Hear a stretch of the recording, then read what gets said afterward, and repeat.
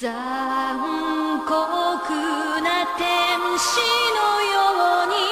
once, we're gonna have a positive critical overview of a show, because many people think that these videos are only meant to shit on any famous anime there is, but this time I'm gonna do a critical overview about a show we are all gonna be positive about.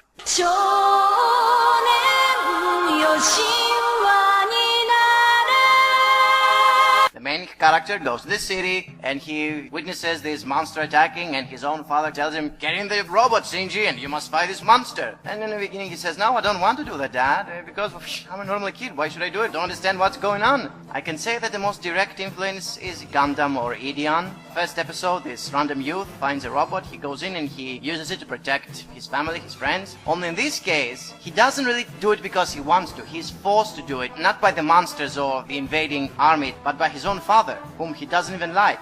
Makes you alert to the fact that, whoa, this is not going to be any random mecha show, because it is very human with how he is responding. You're wondering, geez, when is this guy going to start reacting? He seems so out of place. He doesn't even seem to really take anything in because he doesn't know how to. And it's amazing of how they captured that. It was literally like, if you just were to plop me in that same situation, I couldn't react any other way. Already this first episode is a masterpiece in just clamping on in the human psychology just based on his reaction. It's not that original in that sense, because Shinji Ikari collapsing emotionally is a very similar theme to Yoshiyuki Tomino's work, like Amuro Ray in Mobile Suit Gundam, or the entire cast in Ideon. But it really gets to the heart of how these characters think and act and feel.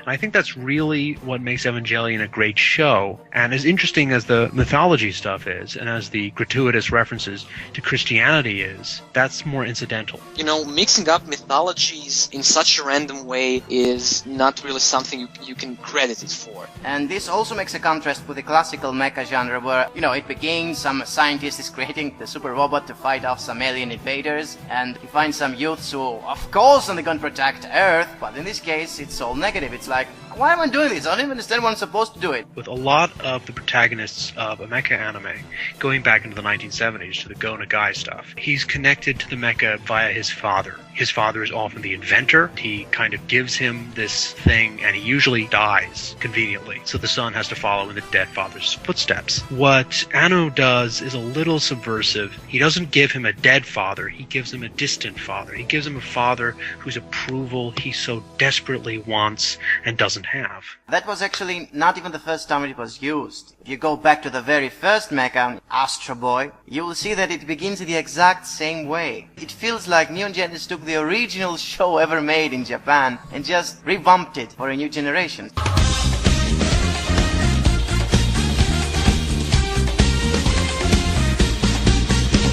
Episode 2 is technically just getting to know who Misato is. Pretending to be a mother figure or a sister figure to Shinji is also foreshadowing her own problems, which will be shown in a later episode, as well as getting a flashback on how the battle of the first episode ended. This is yet another scene I really liked. Instead of having the full battle in the first episode, which had to end really rushed because, well, most of the episode was over just by introducing what was going on, there wasn't much duration left, they deliberately left the other half presented in a flashback in the second episode. And we see that stuff happened which were not done thanks to the skill of the pilot, who was still a rookie, he didn't do anything. Basically the robot took over and defeated the first monster. You can even say that it was an ass pull that a robot took over because the pilot couldn't do anything, but it is excused later on why the robot did that. It's not like it happened out of nowhere. There was an in-series excuse of why this happened. And it does make sense that, well, he just went inside the robot. How the fuck does he even know how to fight the monster? Something else had to happen. So even that even felt like an asshole, was well excused. I mean, Gendo not reacting in all the situation clearly proves that he knows more than he shows.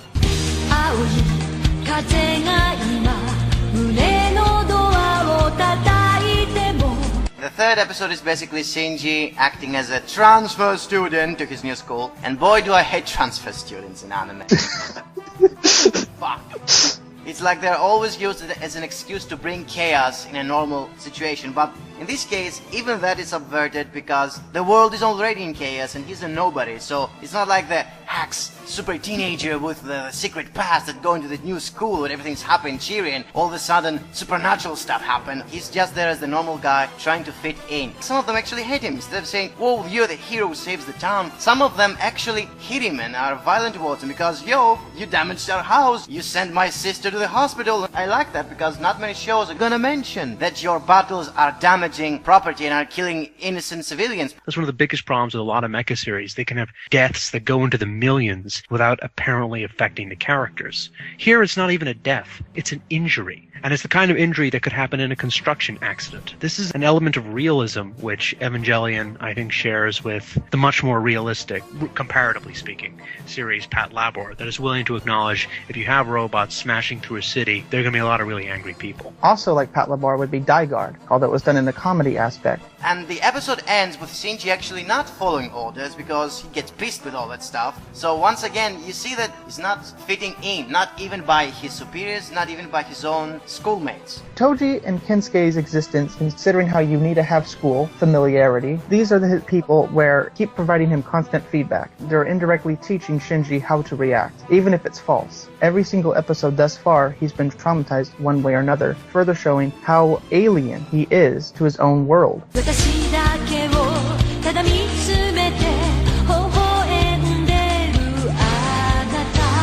Episode 4 is quite simple in plot. We basically see Shinji trying to run away from his responsibilities, which he never chose to be part of. He meets Kenji in the outskirts, they have a little chat. He even feels jealous of him being a pilot. I mean, man, I'm an otaku and you get to pilot a robot. Oh, that's so unfair and shit. I actually like this joke. You can say that this is the first time we ever witnessed an episode where the protagonist is trying to run away from whatever his role is supposed to be. I loved how they kept on showing that he's just a normal guy just because he has his superpowers given to him, you know, the robot and stuff. He doesn't feel that comfortable about it. It's pretty much logical that you're gonna have to save the universe, but when you're a 14-year-old that has been traumatized by his father and doesn't have a person in his life that values and loves him, it's actually a pretty big dilemma. At one point, this was not going to be an episode at all. So in a sense, what we're dealing with is a filler episode, but they didn't add it to pad out the series run. They added it because they felt they needed to develop Shinji's relationships more. So it's a good example of prioritizing character in a way that serves the show's narrative. People complain that there's a lack of animation during the slice of life moments, but it's paramount. The minimalism here, watching characters just stay there still, it's necessary and it's masterful.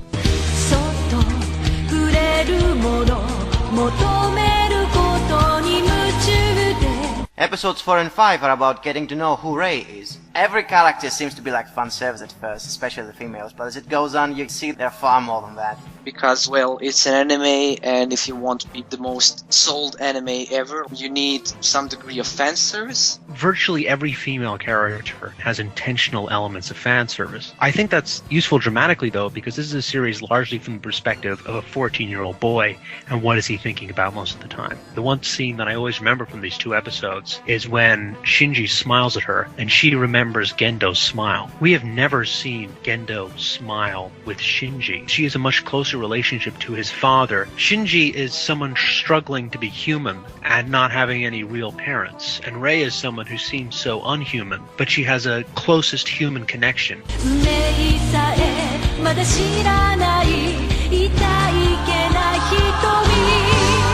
Originally, I hated this episode. It's like, what is this filler bullshit? Some other guys are making this robot and they want to use it instead of the Evas, but the robot conveniently goes out of control and they have to stop it. But the end of the episode proves that all this was actually sabotage done by Nerve itself, so they're not gonna lose the monopoly on fighting the monsters. So even that was excused. It's not like those stupid episodes where, you know, they try to replace humans with machines and turns out that, you know, the machines cannot work on their own, but humans can. It was actually indirectly telling you that Nerve controls everything. They're not gonna let anyone else jump in. So it sort of excuses why we have only them fighting the monsters. Yes, it's a weak episode plot-wise, but it excuses some other things. We know that Nerve is big, but we don't know why, and we don't know how, and it's never something explained. It feels incomplete that what this episode tried to set out to do.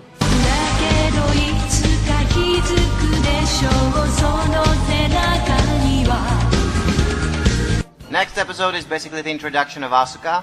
the first mainstream tsundere. And despite being just introduction, it still has some form of foreshadowing. We're shown Kaiji, who delivers Adam. It stays relevant to the plot.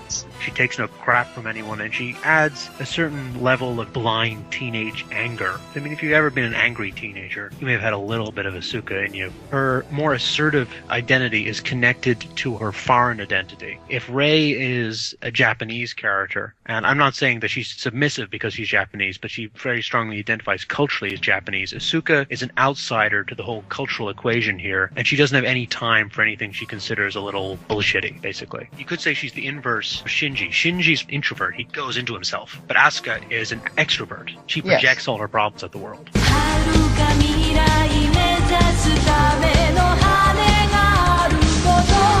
Not many things happen plot-wise. It doesn't have major battles. It mostly focuses on fleshing out the secondary characters and showing how it's not always about the Eva saving the day, because most of the later angels were actually defeated by indirect attacks, and maybe cooperation is more important than an individual guy just storming and just blowing up everything. This entire series, the cast, by and large, are damaged. That's what really draws me to the show. All these people are still generally a human response.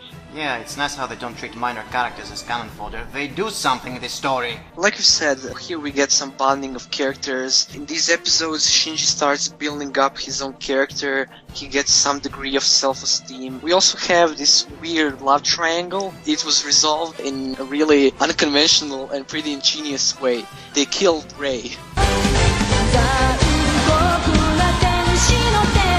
This is when Shinji was at the peak of happiness. He's actually getting inside of a groove, a flow, has a grasp of his life. Here, where Shinji is literally afraid to grow, his lack of knowing about the angels has a firm attachment to reality, and this episode makes him realize how fragile that reality is because of his own internal shakiness. The symbolism with him being on an empty train is paramount throughout the entire show and end of Evangelion. And all that is there is just this voice, himself, and it just made him realize how empty he really is. Pure self-awareness brilliance.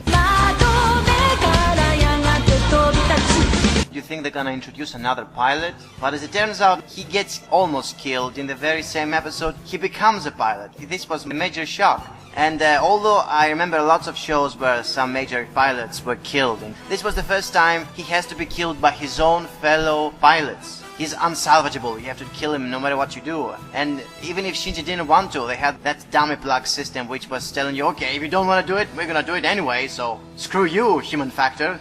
Here it goes, automated, just kill the damn thing. This is the episode where all the build-up he had in building some self-esteem, some connection to the world, finding some meaning in his life, all that is completely shattered. One of the things I love about it is that it underlines the gulf that exists between Shinji and his father. Gendo will only trust Shinji so long as Shinji is remaining on script. If Shinji is not on script, then he is just a faulty part of the cog, a faulty part of the mecha machine. He's not thinking of him as a son. He's not thinking of him as a person. He's thinking of him as part of the operation. And if it's not working, we switch in another part. His son could be a printer cartridge. Shinji cannot take this. He cannot take, on the one hand, being treated like this by his father, as he's always done, and on the other hand, being forced against his will to almost kill one of his own friends. His will is ripped away from him. It's horrible. It's one of the best moments of the series. It's one that sticks with you, I think. Considering how it just really took the super robot genre, this is where it completely departs it. This is now where it steps away from convention, from homage. All the angels here on are attacking the pilots directly, and the humans are pretty much fighting each other. It's not about the action anymore, it's about psychology and how they get depressed, more catatonic. Not that much was going on, but with the plot we get some more foreshadowing and get some things explained. The Evangelions are basically artificial humans. His mother's soul is trapped within the machine, and if you remember in the first episodes, he was saying the LCL smells familiar. So this is where the foreshadowing from the first episodes came to be. These are very damaged people. I think a lot of anime has turned this into a bit of a cliche. You know, if you have a harem of girls, they all have a bunch of deep secrets which will be solved by the hero's penis, typically.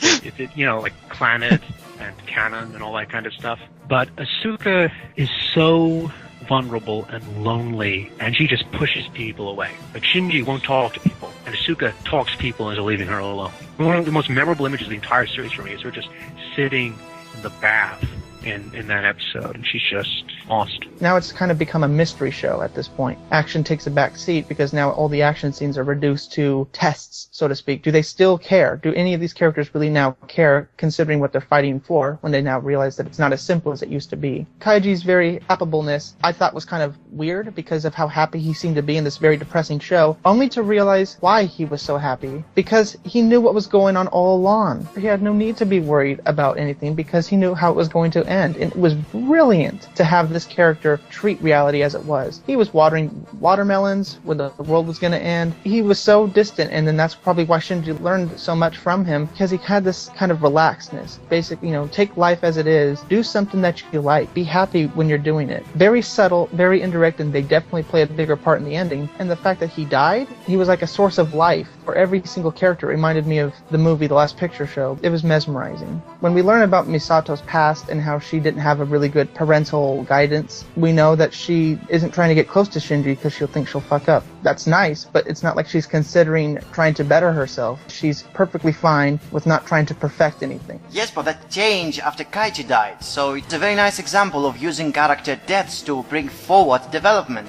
Something other shows have completely forgotten. Asuka was completely okay with her being a mere object. I mean, I know that's how she was raised or anything, but she never wanted to go forward with it, and she never learned anything from Shinji or Rei, only that she had to be the best. I know that she's supposed to be flawed, and I know that she's still a kid. It just bothered me, the fact that she didn't want to go forward with it. Still great, and still cathartic, and still masterful, but just when she was sitting there in that tub, I knew that this is literally the end of her role. I mean, considering the TV show.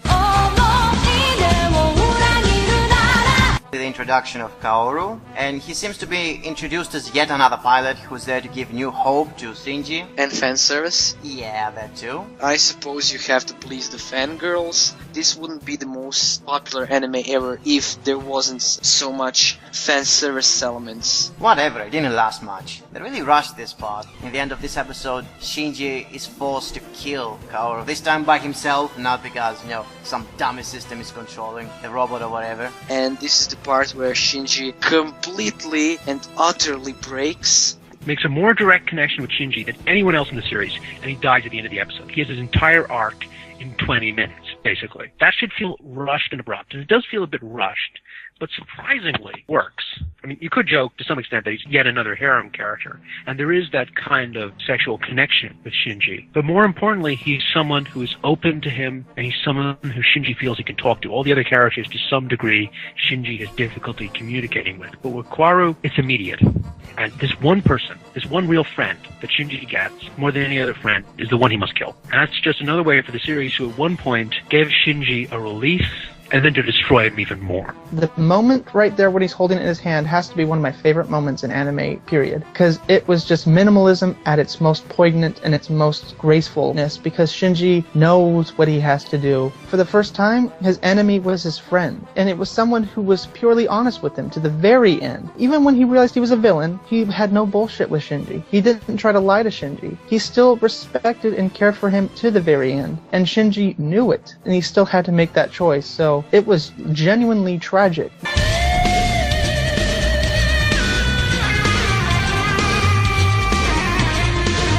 Okay, the budget ran out. The budget didn't run out that much. Their studio burned down and they drew the episode 25 and 26 in a basement. Introspection into Shinji, they kind of repeated the whole process. He doesn't know who he is and he's like sad and emo, starts building up, then breaks down, and then realizes his self-worth at the end of episode 26. I loved the original ending. It was one of the more unusual endings. It left me with one of those what the fuck feelings. But a work is good when you can think about it after a longer period of time. The episodes felt so what the fuck. I mean, they foreshadowed quite a bit, but even up till then, we still didn't know what Nerve was trying to do. That's what made the ending episodes hard to process, because you didn't know where to put them in terms of context. That's what made it a little difficult to watch on its own merits. You almost need the end of a movie in order to get that last few moments of plot, in order to fully appreciate the ending of this original ending, so to speak.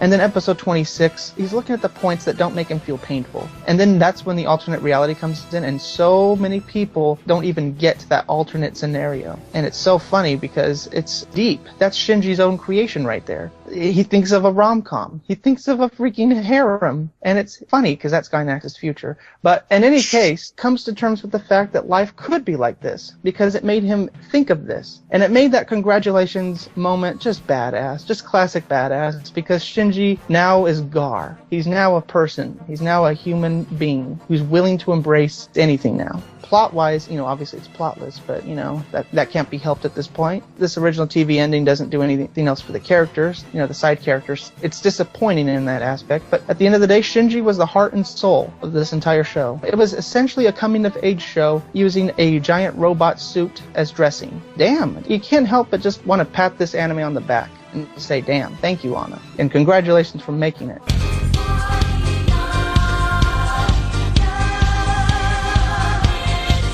The end of Evangelion is basically what was Nerve's plan. The final 2 episodes were going on inside of Shinji's head while he was in the Sea of Souls. I loved it. We get a solid mindfuck. We get conclusion in the relationship between Shinji and Asuka. We get one of the more interesting one-liners where she says, I feel sick. That's the final sentence in the movie. Ano didn't know what Asuka was supposed to say, so he asked her voice actress to say what she thinks Asuka would say in that moment. That's what she said. Space Runaway Idiot, like Evangelion, was cancelled. It didn't have a proper ending. And so they had a big movie to wrap up the ending. And what Tomino did was an incredibly dark movie where everyone dies and the universe ends. There's death and a sense of maybe redemption and a kind of weird cosmic afterlife. It's a strange as hell ending with lots of naked bodies flying off into space. This is a big influence on Anno. So when he's approaching End of Eva, he's taking one of the most memorably darkest endings in mecha history, and he's doing his own take on it with his own characters. He's having the same kind of apocalyptic annihilation. But in his better movie, it's much better than the Idiot movie, he still grounds it in that sense of character, and that sense of despair, and that sense of self-loathing.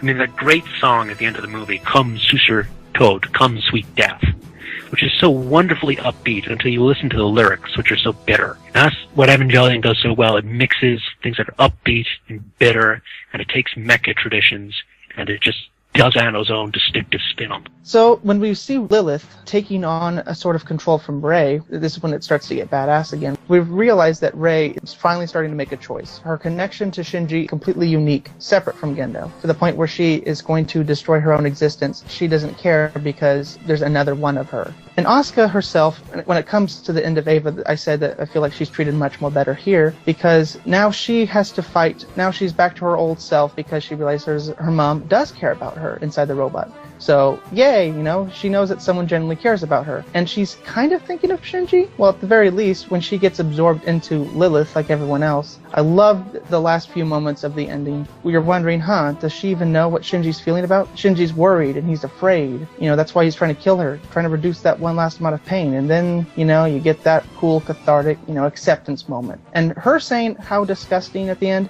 what I just took that as? I just took that as she's just being herself. She's just basically calming down Shinji. And that's all. They're going to be okay. They're going to go through life. It's going to be hell, but as long as they got each other, it's going to be fine. And then I remember on the DVD case, it has them looking at Rei face smiling. And I'm always wondering, geez, Rei must become an asshole or something. But no, she's just happy that Shinji chose humanity again. I was like, oh, that's what it meant. So, yeah, pure catharsis here. The mother is perfectly fine in Unit 01 that Shinji decided to live life.